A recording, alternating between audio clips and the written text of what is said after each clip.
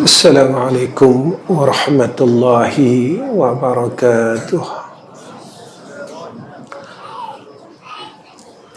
Alhamdulillahi rabbil alamin. Wa bihi nasta'in ala umurid din wad dunya wal akhirah. Allahumma salli ala sayyidina Muhammad wa ala alihi wa sahbihi wa sallim. Allahumma lakal hamdu wa ilaikal mustaka wa antal musta'an wa la hawla wa la quwwata illa billahil aliyyil azim. Allahumma akrimna bil ilmi wat taqwa. Allahumma akrimna bil ilmi wat taqwa. Allahumma akrimna bil ilmi wat taqwa. Amma ba'd. Pertama sekali kita panjatkan puji dan syukur kepada Allah Subhanahu wa taala dengan ketentuan yang baik daripada Allah. Malam ni Allah temukan kita semua di dalam rumahnya, dan satu tempat yang amat baik terhasilnya pertemuan ini, iaitu di dalam rumah Allah. Maka pertemuan yang baik, mudah-mudahan pertemuan ini dikira sebagai satu amal saleh kita semua, kerana kita berharap mudah-mudahan kita termasuk dalam golongan yang disebutkan oleh Sayyidina Rasul, yakni golongan pemuda yang bertemu kerana Allah dan berpisah kerana Allah. Moga-moga besok di yaumil akhirah kita direzekikan untuk mendapat naungan arasy Allah Subhanahu wa taala. Dalam dunia ni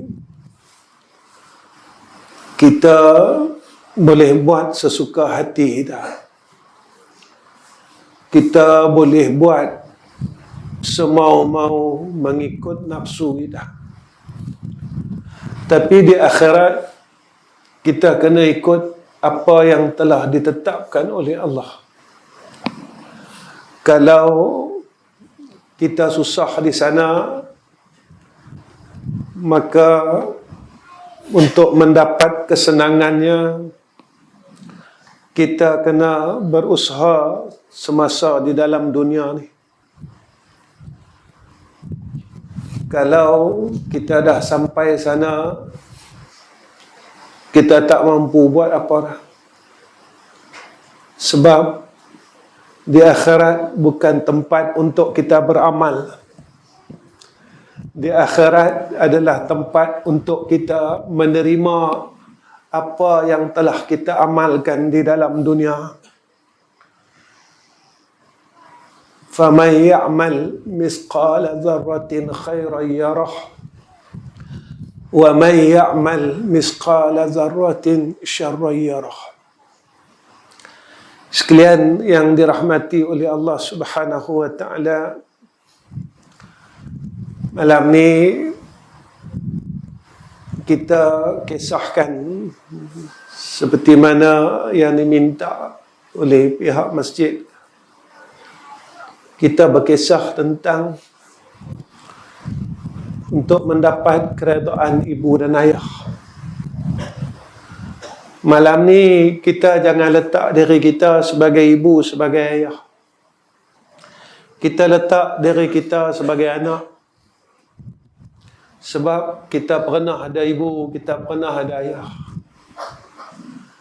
Kalau kita letak diri kita, saya dan tuan-tuan letak diri kita sebagai ayah, sebagai ibu, kita takkan nampak salah kita. Kita nampak kita ni betul saja. Kita akan nampak salah anak-anak kita. Dan kita terlupa yang kita pun ada mak, yang kita pun ada ayah.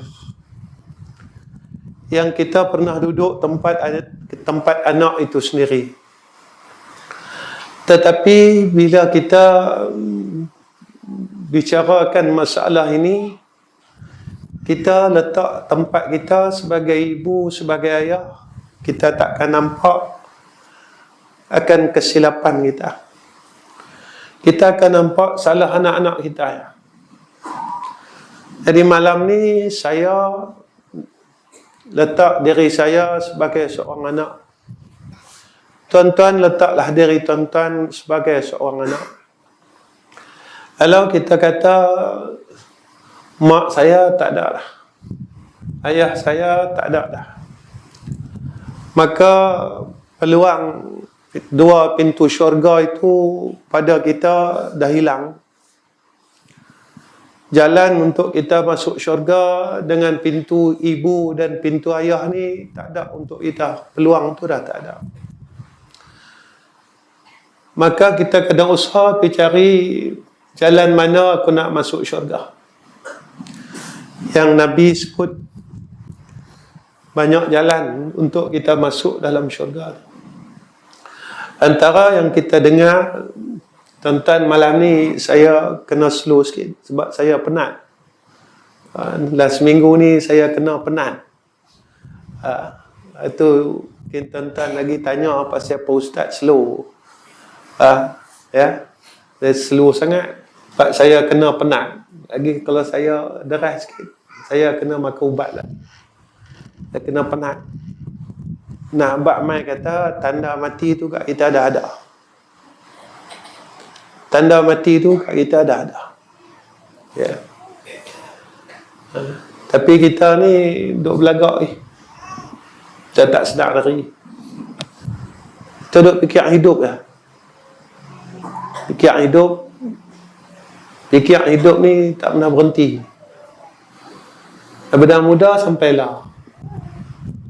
Duduk fikir macam mana nak hidup lah. Dan tak pernah lah hidup kita fikir macam mana aku mati. Sebenarnya orang alim ni fikir dia tak sama dengan kita. Orang alim ni dia fikir macam mana dia mati. Tapi kita fikir macam mana aku nak hidup. Sebab apa? Sebab orang alim ni dia tahu hakikat hidup yang sebenar adalah akhirat. Yang tidak ada titik kesudahan dia. Saya tahu dan tuan-tuan tahu. Akhirat ni tak ada mati dah. Khalidina fiha abada. Susah kat sana, kekal. Senang kat sana, kekal. Kalau kita duduk tempat yang orang benci, kekal. Kita duduk tempat yang orang suka, kekal. Kalau kita mulia, kekal. Kalau kita ni hina, kekal. Tapi apabila kita ilmu yang ada pada kita tak dikurniakan oleh Allah kemuliaan ahlul ilmi. Kemuliaan ahlul ilmi ni ketika ilmu dia ni tadi, dia boleh bawa memandang kepada akhirat. Ini karamah ahli ilmi. Bila kata orang alim ni, pada sisi manusia, dia boleh cakap, dia pandai baca Quran, dia pandai baca hadis, dia pandai, semua pandai. Kita kata pandai dah. Pada Allah belum pandai lagi. Yang ni bukan lagi pandai. Pada Allah Ta'ala, dia pandai pada sisi Allah Ta'ala ketika ilmu yang ada kat dia, dia boleh bawa diri dia pergi akhirat. Takut dia ni, dia fikir bukan takut dalam dunia. Kalau aku tak boleh makan sedap dalam dunia, aku takut. Tak. Dia kata kalau besok aku tak boleh makan sedap kat akhirat, yang tu dia takut. Sebab nak makan sedap ni tempat dia dalam syurga ya. Dalam neraka tak ada benda yang sedap. Ya. Makanan dia zakum. Tak ada benda sedap dalam neraka ni. Lepas itu dia akan fikir, ni dikatakan rumah ahlul ilmi. Orang yang Allah berikan kepada mereka ilmu, lalu dia sentiasa memikirkan akan akhirat. Maka hidup dalam dunia ni sebagai wasilah dia nak bahagia, nak elok, nak baik di akhirat besok. Kita belah-belah Kedah ni, kita ada bendang. Kita siap tak bendang kita di sana? Kita ada bendang banyak relung, kita bangga. Kita ada tak bendang berapa relung dah? Kebun kita di syurga Allah. Kita siap tak lagi? Bendang kita kalau 2-30 relung ni, besok tinggal. Serelung pun kita tak bawa. Semua pindah milik, pergi kat waris kita. Tapi kalau umar yang Allah bagi kat kita ni, kita tak usaha untuk kita buat kebun, buat bendang kat dalam syurga, besok kita susah. Semua orang fikir macam tu. Kalau tak luas bendang ni, kira susah. Lagi luas bendang, dia senang. Pernah tak kita fikir, berapa dah banyak kebun aku duduk dalam syurga yang aku dah siap? Kalau tak ada, mana kita susah. Kalau tak ada, kita tak persiap apa pun, makna kita susah sana. Kita mau senang dalam dunia, tapi kita susah di akhirat nak buat apa?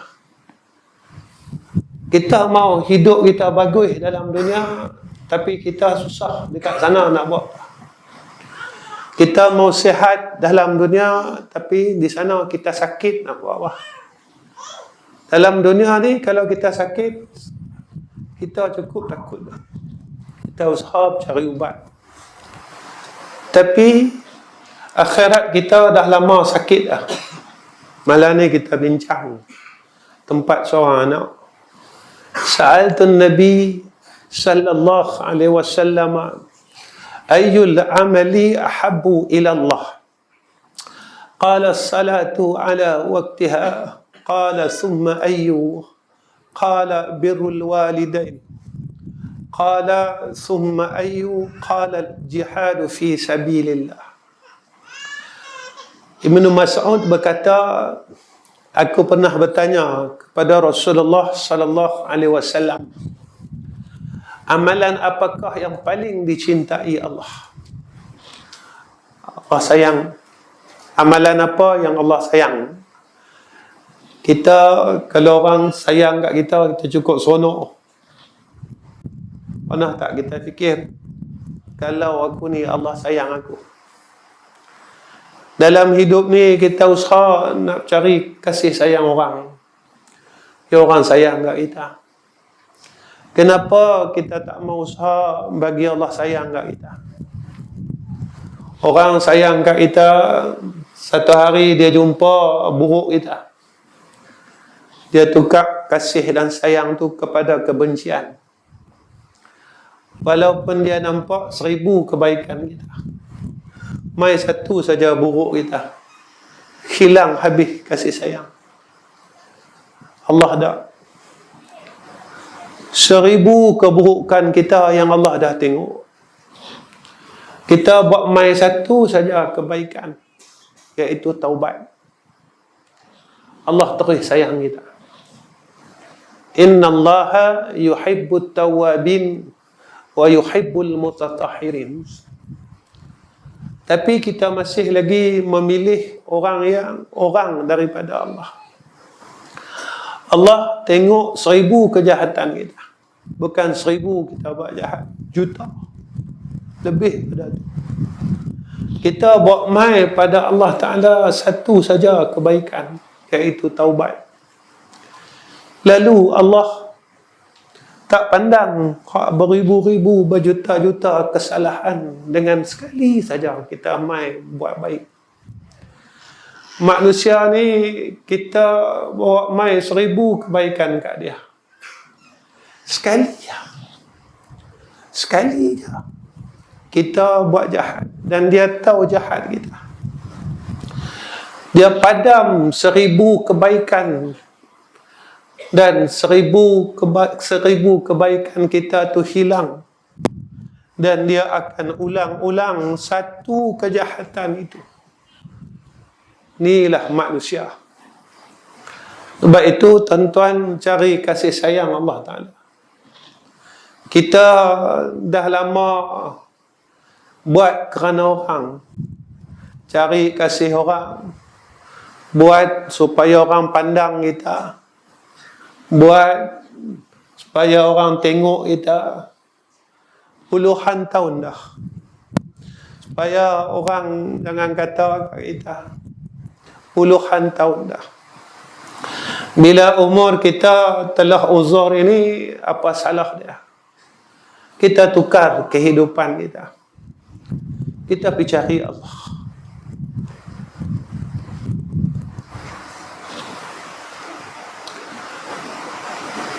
Kita pergi cari kasih sayang Allah. Kita cari pandangan Allah.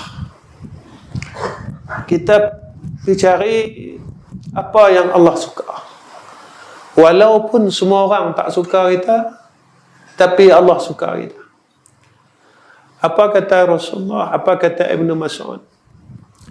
Apakah amalan yang paling dicintai Allah? Rasulullah menjawab, mendirikan salat pada waktu dia. Beliau menjawab, Rasulullah jawab, diri salat pada waktu dia.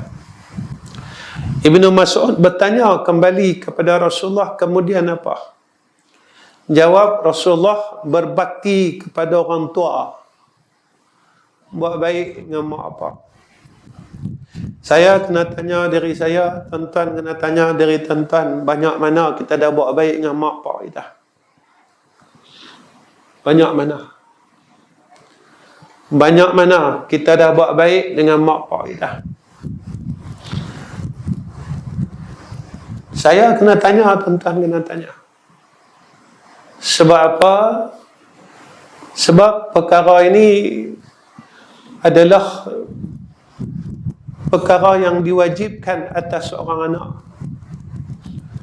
Hebat kok manalah kita, alim kok manalah kita, banyak ibadat kok manalah kita, tinggilah tempat kita pada sisi manusia, tapi kita gagal dengan mak dengan pak kita, maka kita akan gagal di akhirat. Siapa yang tahu kita gagal? Kita. Siapa yang tahu kita gagal? Allah Ta'ala. Allah Ta'ala tahu kita ni anak yang gagal. Kita ni seorang hamba yang gagal, seorang anak yang gagal. Ketika mana kita ni tuan-tuan tak boleh menjadi seorang anak yang baik, pada ketika itu kita bukan seorang manusia yang baik pada sisi Allah dan Rasul. Ibnu Mas'ud bertanya lagi kepada Rasulullah, apa lagi ya Rasulullah amalan yang dicintai oleh Allah? Beliau menjawab, jihad di jalan Allah Subhanahu wa ta'ala. Tuan-tuan, kita nak berjihad macam orang Palestin, kita tak mampu. Malam ni saya seru berjihadlah sebagai seorang anak. Kita nak berdepan dengan orang Yahudi, kita tak mampu. Kita banyak benda kita sayang dalam hidup ni. Kita sayang duit, kita sayang retak kita lebih pada Allah lagi. Kita sayang tanah kita lebih pada Allah lagi. Kita sayang pangkat kita lebih pada Allah lagi. Kita sayang dunia ni lebih pada Allah lagi. Kita tak mampu. Orang Palestin tu tak, mereka boleh tahan peluru dengan dada mereka. Mereka boleh tahan peluru dengan badan mereka. Sebab apa? Sebab mereka tak sayang apa. Mereka menunggu bilakah giliran aku untuk masuk syurga Allah. Lepas tu kalau saya tengok, tuan-tuan tengok dalam Facebook, sahabat kita di Palestin, mereka mati senyum. Pasal apa mereka senyum? Mereka tunggu lama dah nak masuk syurga. Lepas tu kita tengok gambar mereka kan, duk mati tu senyum. Ada yang senyum nampak gigi. Kerana mereka tunggu lama nak masuk syurga. Ketika sampai gilir mereka mati tu, mereka senyum. Kenapa? Kerana doa yang mereka minta ni Allah kabul kat mereka. Lah mereka yang mati syahid, mereka sedang bersukaria di dalam syurga Allah. Kita tak perlu nak elak peluru, nak elak bom, nak beli apa. Kita kena berjihad supaya kita letakkan diri kita sebagai seorang anak yang saleh. Jika yang tu pun kita tak mampu untuk jadikan diri kita sebagai seorang anak yang saleh, macam mana kita nak masuk syurga Allah? Lah ni tuan-tuan, mak salahkan anak, mak pak salahkan anak, anak-anak salahkan mak pak. Anak-anak kata begini kat mak dengan pak dia. Mak dengan pak dia kata, kami mak dengan pak syurga kat kami, hampa jangan duk buat pasal. Sampai bila benda ni nak berakhir? Kenapa kita sebagai seorang ibu tak boleh kita rendah diri tempat kita? Kenapa kita sebagai seorang ayah yang kita dulu pun pernah duduk tempat seorang anak? Kenapa seorang anak dia tak rasa yang ibu dan ayah ini adalah satu tempat ataupun jalan dia untuk dapat syurga Allah? Sebab syurga ni mahal. Syurga ni tak semua orang boleh masuk. Ni kita nak sambut Isra' Mi'raj. Saya dengar, tuan-tuan dengar puluh tahun dah cerita Isra' Mi'raj. Dalam cerita Isra' Mi'raj, ramai orang duduk dalam neraka, tak ramai orang boleh duduk dalam syurga. Sebab itu, untuk kita dapat duduk dalam syurga ini, kena bersungguh. Untuk jadi seorang anak yang baik, ibu ayah yang baik. 3 benda ni tuan-tuan kena ada dalam diri kita. Nak jadi apa pun, ayah yang baik, ibu yang baik, anak yang baik, guru yang baik, sahabat yang baik, insan yang baik, 3 sifat ini kena sinkroniskan. Dia kena tak boleh pisah. Apa dia tuan-tuan? Pertama, ikhlas. Ikhlas jadi mak dengan abah. Ikhlas jadi seorang ibu, jadi seorang ayah. Saya pernah jumpa tuan-tuan, ada mak yang dia kira dengan anak dia berapa puluh ribu dia dah keluar belanja sampai anak dia masuk universiti. Rupa dia tak ikhlas sebagai seorang ibu. Tuan-tuan, sebenarnya hidup kita lah adalah daripada kelebihan anak-anak kita. Saya nak beritahu macam ni. Kelebihan seorang ibu dan seorang ayah adalah daripada kelebihan anak-anak mereka. Kelebihan seorang anak adalah daripada kelebihan mak pak dia. Jadi anak dengan pak ni dia tak boleh nak pisah.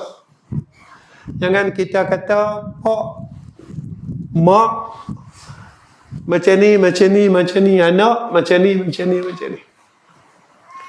Tuan-tuan, kita seorang anak ni, kita akan hilang rasa seronok adanya mak pak ni bila mereka tak ada. Saya mak dah tak ada, pak dah tak ada.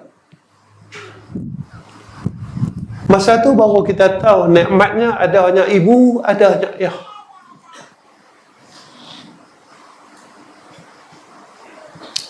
Tapi masa ibu kita ada, masa pak kita ada, kita tak buat baik pun dengan mereka. Tapi bila mereka dah meninggal dunia, masa tu baru kita kata, sunyi ya, tak rindu dengan masakan mak kita. Kalau lah pak aku tak buat aku lagu ni, aku tak boleh jadi orang. Ketika nikmat ni hilang, baru kita tahu yang tu satu nikmat. Begitu juga seorang mak, seorang pak, yang kita duk sombong tempat mak, tempat pak. Bila anak kita Allah ambil,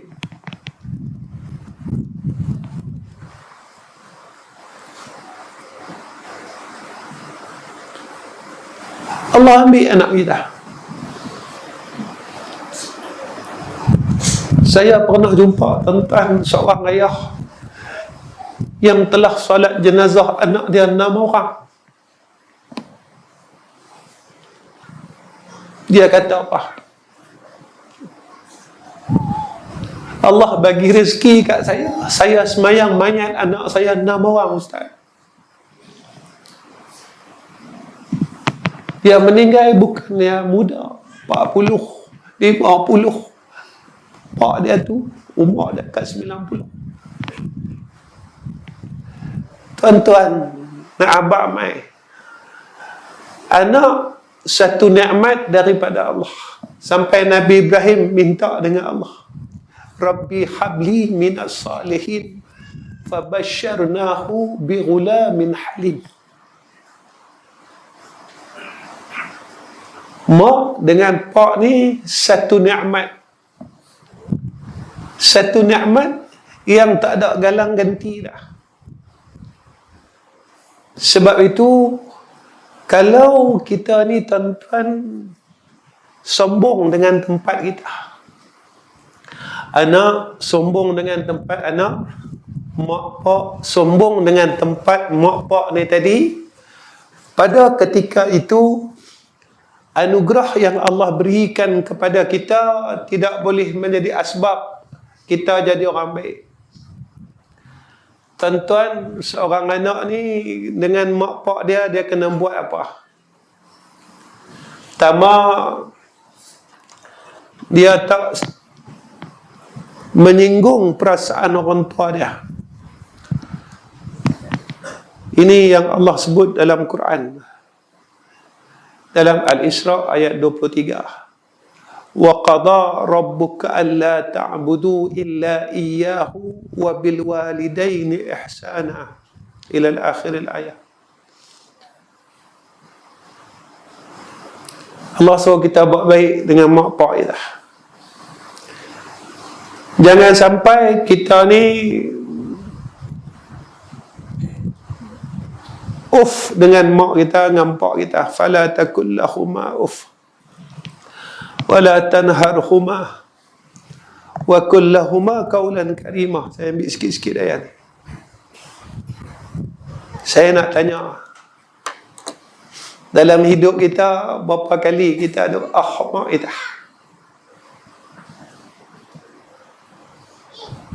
Masa kita balik dulu, mak kita suruh kita apa kali kita mak kita.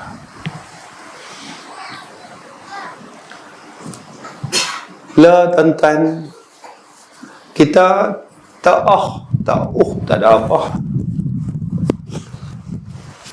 Tapi anak-anak la, bila mak dia panggil, dia buat sengap.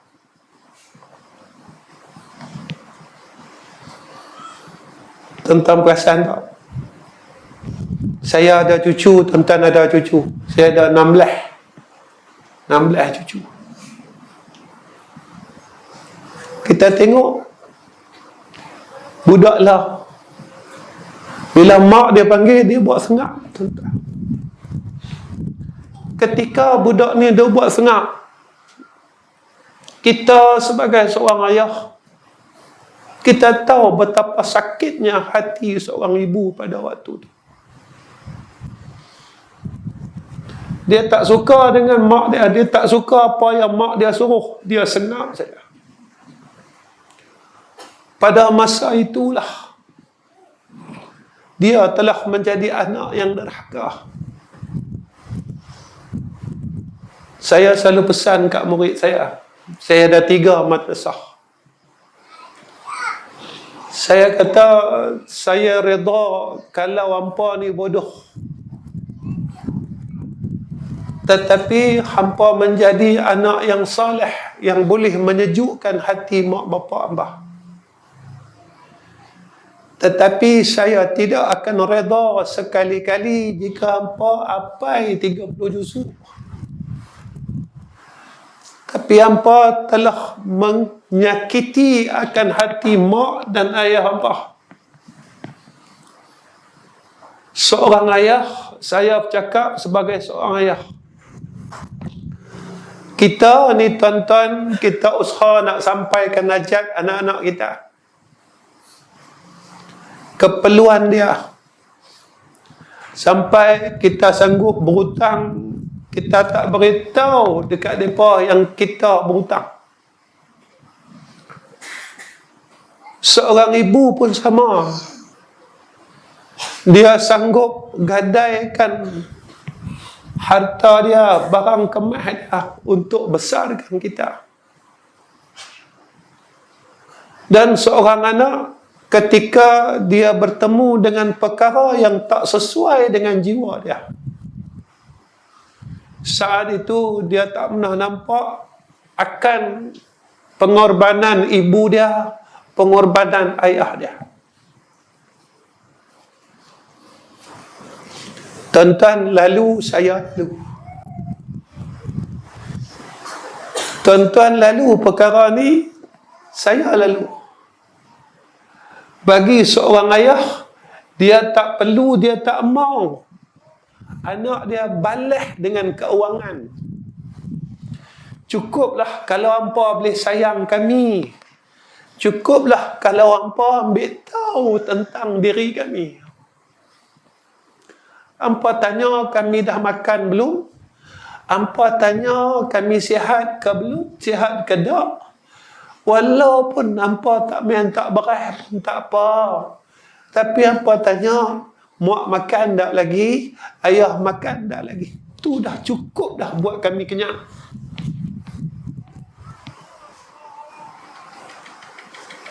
Ni seorang ayah dan seorang ibu. Tuan-tuan, kenapa Uwais Al-Qarni? Tuan-tuan pernah dengar kan cerita Uwais Al-Qarni? Rasulullah arahkan Sayyidina Umar, wahai Umar, pergi jumpa Uwais Al-Qarni. Minta tolong dengan Uwais Al-Qarni, doakan supaya Allah ampunkan dosa. Allah berkatkan hidup. Minta kebaikan, minta keampunan. Macam tu lebih kurang cerita. Kalau ikut tuan-tuan, tempat Sayyidina Umar Ibn Al-Khattab ini lebih tinggi daripada Uwais Al-Qarni. Pasal apa? Dalam hal ini, Uwais Al-Qarni ini diangkat oleh Allah.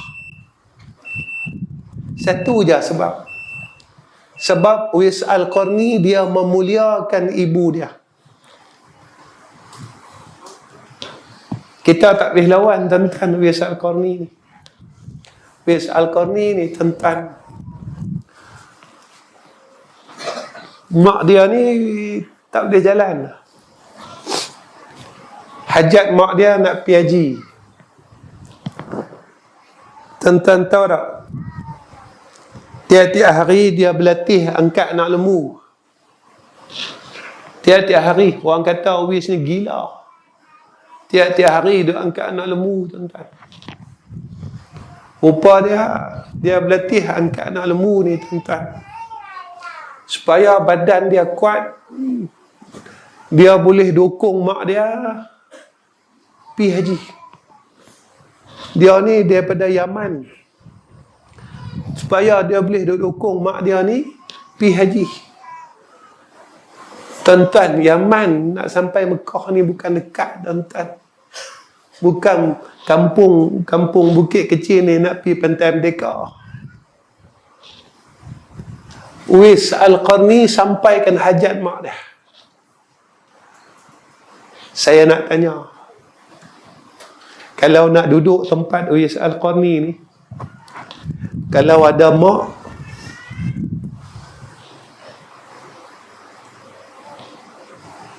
boleh tak habiskan kereta kita untuk mak kita, untuk pak kita? Tanya mak kita, mak nak pergi umrah tak?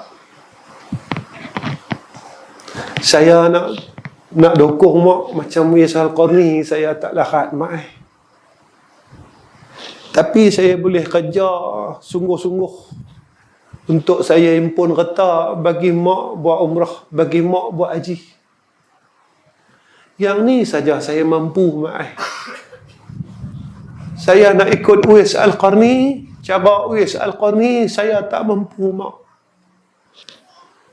Tapi saya usaha, saya nak himpun kereta supaya mak boleh pergi jumpa Nabi, mak boleh pergi tengok Baitullahil Haram. Kita jangan lupa berkatnya rezeki seorang anak itu apabila kita mendapat keberkatan pada mak dan ayah kita. Pasal apa, tuan-tuan? Pasal antara doa yang mustajab. Yang ni ada hadis sebut. Apa kata Nabi? 3 doa yang mustajab yang tak diragukan. Pertama, doa orang yang dizalimi. Kita ada buat zalim dengan orang doa kita. Yang ni kena ambil tahu, tuan-tuan. Dalam hidup kita, berapa ramai orang yang dah kita zalim.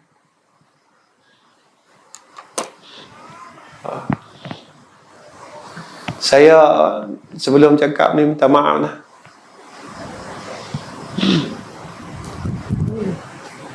Kita kalau duk dapat baja subsidi ni, kalau bukan kita punya, jangan ambil. Dosa.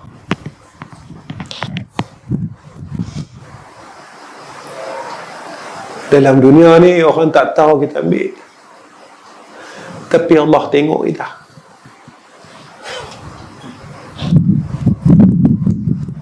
Dah buat bendang ada kan, baja subsidi ada kan, tuan-tuan. Kan saya salah? Sebab saya dulu masa budak-budak saya dah buat bendang lah. Adalah pengalaman buat bendang pukul padi. Dulu pun ada mesin padi, dulu kita pukul padi tengah-tengah malam, pukul padi. Kan?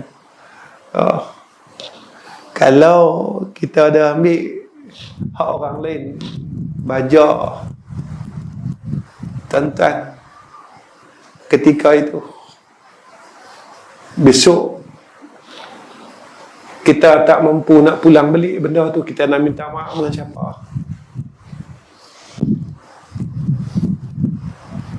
Cara bayar dia satu je, neraka Allah. Lalu orang tanya, Ustaz, kalau dulu-dulu kami pernah duk buat, nak buat macam mana? Minta ampun dengan Allah sementara umur masih ada. Saya bercakap dengan kawan-kawan sekolah saya, ramai mati, tuan-tuan. Mati jantung, darah tinggi. Baru ni seorang pergi. darah tinggi, tuan-tuan. Sembang dengan kawan-kawan pasal apa Allah tak matikan kita lagi. Dan kita ni umur sama. Umur sama. Tapi Allah ambil mereka. Allah tak ambil kita. Saya berseluruh dengan kawan-kawan lah. Dia kata kita ni masa muda dulu, setan takut dengan kita. Hantu jumpa kita lari. Betul orang jumpa hantu ni orang baik-baik. Orang balik masjid jumpa hantu. Ada. Orang balik mengaji jumpa hantu. Orang baik-baik. Orang jahat-jahat ni mana jumpa hantu. Balik dia tengok orang pacak, tak jumpa hantu. Ada. Ya. Setan ni dia kata dia tengok kita dah. Yang ni tak apa, setan nama setan nak kacau apa-apa. Kenapa Allah panjang kat kita? Sebab Allah masih bagi peluang kat kita supaya kita kifaruhkan lagi apa kejahatan yang pernah kita buat. Sebab itu antara benda yang Allah bagi kat kita, apa dia tuan-tuan? Sakit. Saya cakap sakit ni antara salah satu sebab dia dosa.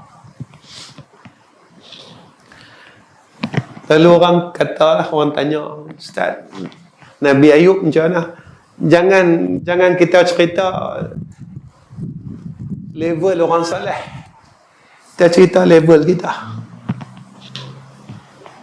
Kita cerita level kita, level orang fasik.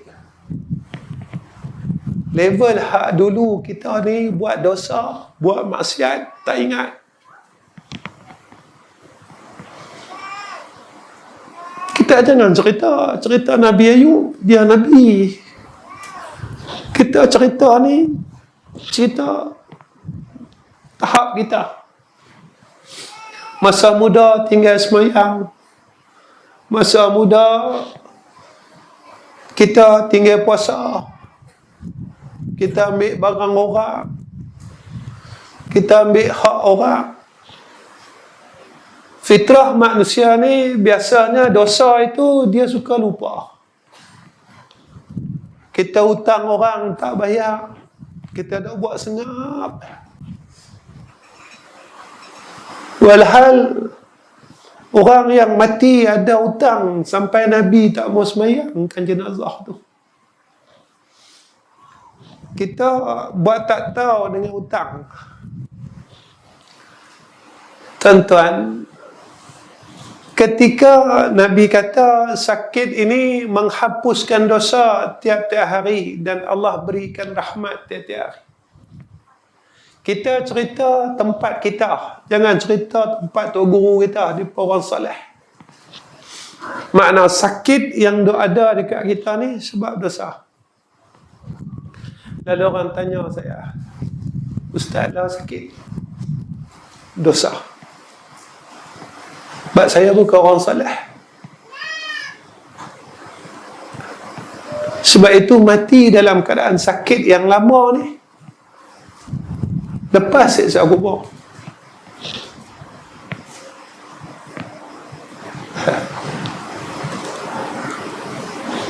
Bila kita sakit, yang kita nak rasa risau, tuan-tuan, apa dia?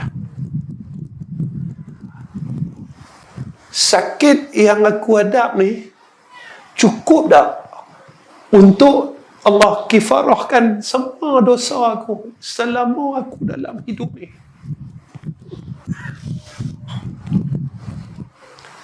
Ataupun sakit yang kita tanggung ni tak mampu nak kifarahkan lagi semua dosa-dosa yang kita buat semasa hidup kita.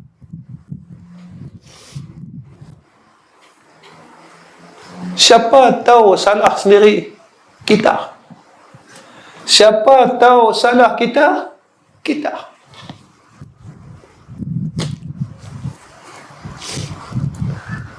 Yang ni nak kena tanya. Kemudian apa kata Nabi sallallahu alaihi wasallam, doa orang yang bermusafir. Wa da'watul musafiri. Ketiga, doa orang tua kepada anak dia. Jadi tuan-tuan, pukul 9 lah. Saat dia nah. Saya cakap nak pesan ni, sebagai kita orang tua kan, kita sebagai mak, sebagai pak ni, mulai malam ni bagi doa kat anak-anak kita, doa baik-baik semua. Sebab apa? Sebab saya tak tahu bila saya mati, tuan-tuan tak tahu bila tuan-tuan mati. Ada satu orang tanya dengan saya, tuan-tuan. Dia kata, Ustaz, saya buat silap dalam hidup ni sampai sehilang anak-anak saya.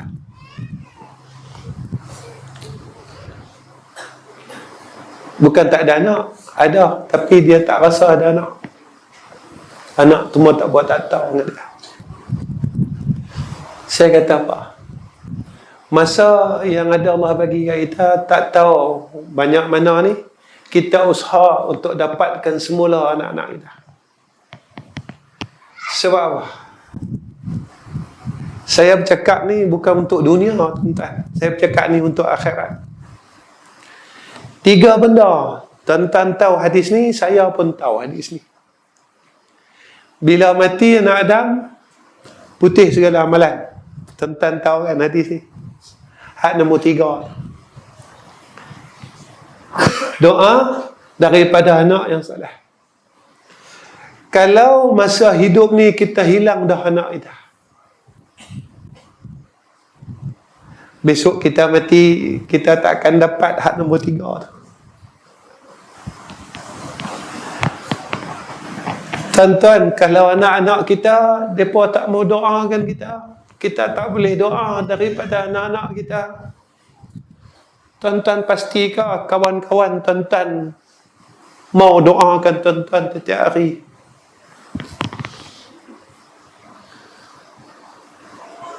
Tuan-tuan pastikah orang kampung kita akan doakan kita setiap hari? Lepas itu Nabi sebut 3 benda ni semua getah, tuan-tuan. Sedekah jariah getah, ilmu manfaat getah, anak yang soleh getah. Tapi kalau kita tak ada getah untuk kita buat sedekah jariah, kita dah hilang satu benda. Kita tak ada ilmu manfaat yang kita pernah tunjukkan orang buat baik dan orang tu buat baik sampailah. Kita hilang satu benda. Hak paling kita takut, kita pernah tunjukkan kawan kita buat jahat dan kawan kita sampailah tak berhenti buat jahat. Dia jadi amal jariah kat kita.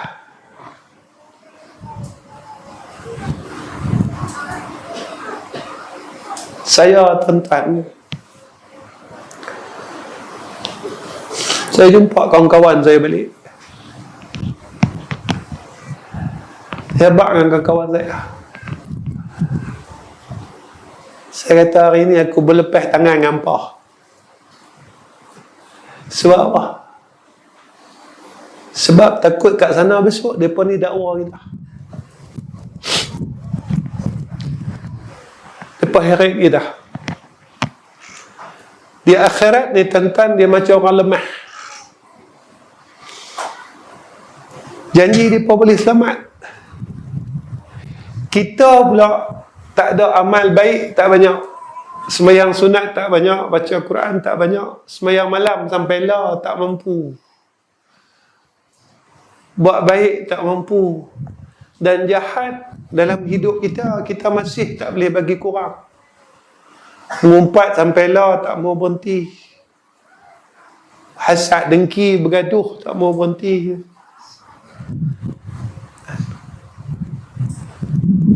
Jahat kita tak mau kurang. Sombong kita, Orang main nasihat kat kita, kita tolak. Kita tak mau terima, kita kata kita yang betul. Padahal kita ni umur dah tak lama dah. Umur liang lahat. Kalau kita tak ada hak nombor 3 tu, Nabi kata apa nombor 3? Doa daripada anak yang saleh. Pada ketika itu, tuan-tuan, kita tak ada apa. Masuk dalam liang lahat ni, tak ada apa. Sebab itu, tuan-tuan, akhir kuliah ni, suara pun lama aku tak ada. Ada 3 hari saya di Sungai Petani. Kalau saya pun habis suara malam ni, 2 hari tak ada. Tadi saya berseluruh dengan anak saya. Kata malam ni, kalau tak ada suara, esok lusa saya ceramah pakai bahasa isyarat. Tak ada suara. Tuan-tuan tolong doa saya dah. Bukan doa panjang umur, tak. Jangan doa sihat. Doa husnul khatimah. Saya sihat tak guna. Biasa ni orang sihat ni dia lupa Tuhan. Elok tarawih ni dia dengar je. Jangan bagi doa panjang. Panjang umur tak guna. Kalau saya panjang umur, sembahyang malam tak boleh, baca Quran tak boleh, sembahyang sunat tak boleh. Semua tak boleh. Umur ni buat makan ni buat apa? Kita ada umur makan sampai sakit. Kita makan sampai sakit. Makan sampai kencing ni. Kita makan sampai darah tinggi. Makan sampai gout. Kita makan. Buat apa? Tuan-tuan doa bagi kat saya. Husnul khatimah. Yang tu lah. Ketika kita buat semua benda ni, hak yang saya kata pada mula tadi, 3 perkara jangan tinggal. Ikhlas. Yang kedua, sidik, yakni benar pada amalan. Habis ni saya nak kata, benar pada amalan kita. Kita buat ni betul tak ikut syarak? Ya. Kita buat ni betul tak apa yang agama kata? Tengoklah tu. Dan yang ketiga, sabar. Sebab apa? Sebab untuk jadi orang saleh, untuk nak duduk tempat yang baik, kena kita sabar. Sebab itu, apa yang disebutkan kepada kita, ada hadis menyatakan sabar ni susah. Sabar ni kata dia susah. Tapi nak dapat sabar ni satu jalan dia kata. Apa dia? Yakin. Orang yakin ni dia boleh sabar. Tapi kalau dia tak yakin, dia tak boleh sabar. Kalau dia yakin dengan syurga, dia boleh sabar untuk masuk syurga. Kalau dia yakin dengan neraka, dia boleh sabar untuk dia jauh daripada perkara neraka. Dia kena sabar. Tuan-tuan, kalau dia yakin dengan jalan pintu mak dan pintu ayah ni dia boleh masuk syurga, maka dia akan sabar melalui 2 pintu tersebut. Susah, tuan-tuan. Saya kalau cerita pasal mak dengan pak ni, dia sedih lah sikit. Sedih bukan pasal mak dengan pak kita tak ada. Kita sedih. Saya sampai lah bila saya teringat kata mak kita tak ada. Satu persoalan dalam diri saya. Masa mak saya meninggal dunia ni, dia ada kecil hati dia ada kat saya yang tu lah. Sampailah saya duk takut ni. Sampailah Bila saya dah teringat kat mak saya ni, saya dah teringat apa? Masa dia meninggal tu, dia kecil hati dah dekat saya. Sampailah saya duk, bila saya sebut pasal mak, masa tu saya agak sedih sikit tu. Pasal apa? Hebatlah tara mana kita. Macam saya duk ceramah sana sini sampai sana, mak saya rupanya tak redha dengan saya. Duk mengajak sana, duk mengajak sini, sampai Sabah Sarawak saya pergi tuan-tuan mengajak. Akhir sekali saya duduk dalam neraka Allah. Buat apa? Tak guna. Tak guna.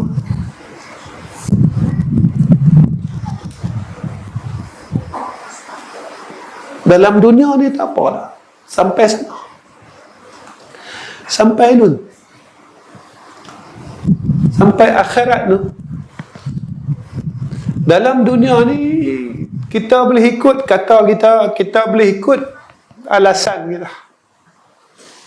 Tapi di akhirat kita degil tara mana dalam dunia ni. Dah Kedah ni dia kata ketegak lah tara mana dalam dunia ni. Sampai di akhirat kita kena tunduk dengan Allah dalam semua perkara. Kita tak boleh kata apa pun.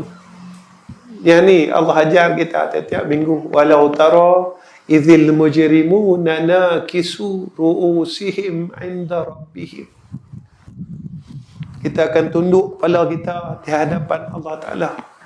Kita nak angkat, tuan-tuan, nak angkat kepala kita malu. Pasal apa kita malu? Sebab kita tahu dah kita duduk mana.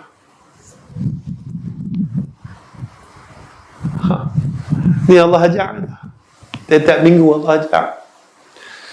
Walau tara idzil mujrimuna nakisu ru'usihim 'inda rabbihim Rabbana absarna wa sami'na farji'na na'mal salihah inna muqinun. Kita angkat kepala malu. Dalam dunia lu hang ustaz ceramah sana, ceramah sini. Bila angkat kepala, apa mak kita tak redha kita. Pak kita tak redha kita. Lalu kita kata apa? Rabbana absarna wa sami'na farji'na. Ya Allah, boleh tak engkau hidupkan kami balik, kembalikan kami balik. Kalau kami dan nak minta maaf dengan mak kami nak minta maaf. Kalau kami dan nak minta maaf dengan pak kami nak minta maaf. Kita kata dengan Allah, inna muqinun, kami dah percaya dah. Kami dah percaya hukum tu. Kami dah percaya tentang apa yang kau katakan dalam Al-Quran. Kami nak ikut 100%, kami tak mau lawan lah. Tapi tak boleh. Allah abang dengan kita. Fazuku bima nasitum liqa'a yawmikum haza. Kamu rasakan. Kamu tanggung, kata Allah. Kamu rasa. Sebab apa? Dalam dunia dulu, kita lupa akan berlakunya pertemuan hari itu. Hari yang kita akan dihisap. Hari yang amalan kita akan ditimbang. Sebab itu tuan-tuan, selama Allah bagi kita rezeki, umur, bagi nikmat, mak dengan ayah, maka jagalah mereka ni sungguh-sungguh. Dan pada akhirnya, selagi Allah bagi kita nikmat anak-anak, jagalah anak-anak kita sungguh-sungguh. Ya tuan-tuan, doa kat mereka. Saya hari-hari angkat tangan untuk anak saya. Saya nak main saya ni, anak-anak menantu saya semua mai jumpa saya. Mereka peluk saya, perempuan ke, laki-laki, semua menantu laki perempuan. Saya antara amalan yang saya buat, Saya peluk anak menantu saya. Laki ke perempuan, saya peluk.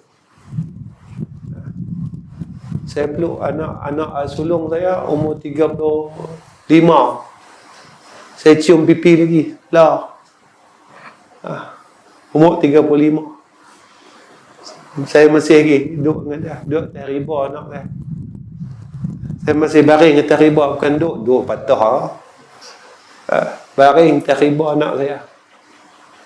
Cakap lagi. Hang ni macam baby. Doa bagi kat dia. Jadi malam ni tuan-tuan, tak gaduh. Amalan paling mudah untuk kita. Saya nak pesan, jangan tinggal ni nah.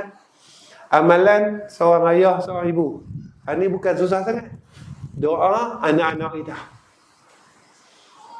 Nah, doakan anak-anak kita. Doakan mereka hari-hari. Pasal apa tuan-tuan? Pasal besok kalau kita masuk dalam liang lahat, mereka lah yang akan duk ingat kita. Nah, jangan buang semua. Kecil hati ibu ni buang. Kecil hati ayah ni buang. Nah, pasal apa buang? Sebab kita maukan rahmat Allah. Mohon tuan-tuan, seorang ibu tak pernah kecil hati dengan anak dia. Seorang ayah tak pernah kecil hati dengan anak. Tapi kita nak jadi ayah yang baik, kita nak jadi seorang ibu yang baik. Lalu kita lepaskan benda tu. Mudah-mudahan dengan aku lepaskan semua benda ni, anak-anakku adalah anak yang baik. Lalu mereka ini mendoakan aku selepas kematianku. Itu saja tuan-tuan. Setakat ini saja pertemuan saya dengan jamaah di sini. Minta maaf banyak-banyak lah. Cara orang penat ceramah. Orang penat. Jadi minta maaf banyak-banyak. Ada beberapa perkara yang saya nak sampaikan dengan jamaah di sini. Pertama, tuan-tuan tolong doakan saya, isteri dan anak-anak saya, dan ketiga-tiga madrasah saya. Mudah-mudahan dalam rahmat Allah Ta'ala kami dapat jadi orang baik. Dan mudah-mudahan madrasah yang kami buat ni sebagai serta majariah kami, ya, lepas kami mati. Pasal apa tuan-tuan? Saya ada 3 madrasah, 2 operasi, 1 lagi sedang dalam proses pembinaan di Kuala Terengganu. 2 madrasah tu di Selangor. Kenapa saya cakap supaya madrasah kami buat ni supaya jadi amal jariah kami sekeluarga. Saya dah terlibat dengan madrasah ni. Saya sendiri, madrasah hak saya buka sendiri dah 26 tahun. Yang saya teruskan madrasah almarhum orang tua saya 42 tahun. Jadi kami ni buat kerja sukarela. Saya tak wajib yuran ni semua tak wajib. Yuran makan minum semua tak ada. Tak wajib. Nak bagi-bagi tak bagi, sudah sampai ke sudah tak bagi. Pasal apa ustaz buat lagu tu? Sebab saya tak mau depa yang tak bayar ni jadi hutang. Bila jadi hutang, masa bersangkut antara guru dia dengan murid dia, dengan keluarga ibu bapa dia di akhirat. Itu satu. Yang kedua, sebab saya nak ajak diri saya. Sebab Allah sebut dalam Quran, wa man yatawakkal 'ala Allah fa huwa hasbuh. Orang yang bertawakal kepada Allah, nescaya Allah cukup bagi dia. Jadi tiap-tiap bulan ni saya tak harap dekat mereka. Tiap-tiap bulan saya doa harap ke Allah Subhanahu wa taala tolong cukupkan aku. Macam mana yang kau janjikan pada hamba-Mu, wa may yatawakkal 'ala Allah fa huwa hasbuh. Alhamdulillah tuan-tuan, 25 tahun sekolah saya sendiri. Alhamdulillah tak ada hutang, tak ada apa. Kalau tuan-tuan yang ikut saya pula, ada satu ustaz tu dia nak ikut cara saya. Last sekali tutup sekolah dia. Tuan-tuan yang ikut saya dah 25 tahun pegang ni. Alhamdulillah. Ada 3 sekolah. Sebulan nak pakai 60,000. Tapi alhamdulillah tak ada hutang api, tak ada hutang ayak. Tuan-tuan jangan ikut saya. Ada satu ustaz dia ikut 3 bulan katuk. Dia kata, macam mana saya boleh katuk Ustaz sekolah Ustaz tak boleh katuk? Saya kata, saya tak tahu. Saya kata. Yang ketiga, jadi malam ni tuan-tuan tolong sampai dengan anak tuan-tuan dan kawan. Kalau ada jemaah sini yang nak sama-sama kami bina madrasah kami di Kuala Terengganu tu, surau telah siap. Cuma jika ada sumbangan daripada semua jemaah, kita nak bayar bayaran tunggakan yang masih tak selesai daripada hardware dan sebagainya. Dan kita nak bina asrama yang dah kita buat tapak ni, fasa yang kedua untuk pembinaan asrama. Jadi surau kemarin dah siap lebih kurang 1 juta lebih, 1.6 ke 1 point berapa saya pun tak ingat. Jadi saya bukan jenis orang yang bawa lot wakaf rumah, tak ada. Saya bercakap macam ni nak bagi, tak bagi sudah. Tapi biasanya sampai ke sudah tak bagi. Sebab kita tak mau pergi akhirat, nak buat macam mana? Kan? Kita rasa duduk dalam dunia ni lama. Saya bukan saya punya tuan-tuan sekolah. Saya mati sebab hampa pandai-pandai. Saya buat kerja saya. Sebab setiap takdir yang Allah bagi, mesti ada kebaikan dia. Kenapa? Takdir tu kita kena lalu. Hang dulu, masa hang mula dulu, hang hidup dulu macam ni jalan hang. Akhir hidup hang, aku bagi jalan hang macam ni. Kita kena sangka baik. Saya sebab itu, apa yang saya buat untuk tebus semua kesilapan zaman muda saya. Yang tu kita bukan Imam Syafi'i tuan-tuan, lahir baik. Jangan tuan-tuan. Baik, boleh nak? Boleh apa tuan-tuan? Tekan ni. Wa akhir kalam. Assalamualaikum warahmatullahi wabarakatuh. Bismillahirrahmanirrahim. Alhamdulillahi rabbil alamin. Wassalatu wassalamu ala asyrafil anbiya'i wal mursalin wa ala alihi wa sahbihi ajma'in. Ya Allah, Ya Rahman, Ya Rahim, kami tadahkan dua tangan kami, Ya Arhamar Rahimin. Ya Allah, tolong ampunkan segala dosa-dosa kami, Ya Arhamar Rahimin. Tolonglah perbetulkan semua kesilapan kami dalam hidup kami ni, Ya Allah, Ya Arhamar Rahimin. Ya Allah, jika kami ni telah berbuat salah kepada mak dan ayah kami, tetapi mak dan ayah kami telah mendahului kami, telah menemui Engkau, Ya Allah. Kami tidak ada kesempatan untuk minta maaf dengan arwah mak kami, dengan arwah ayah kami.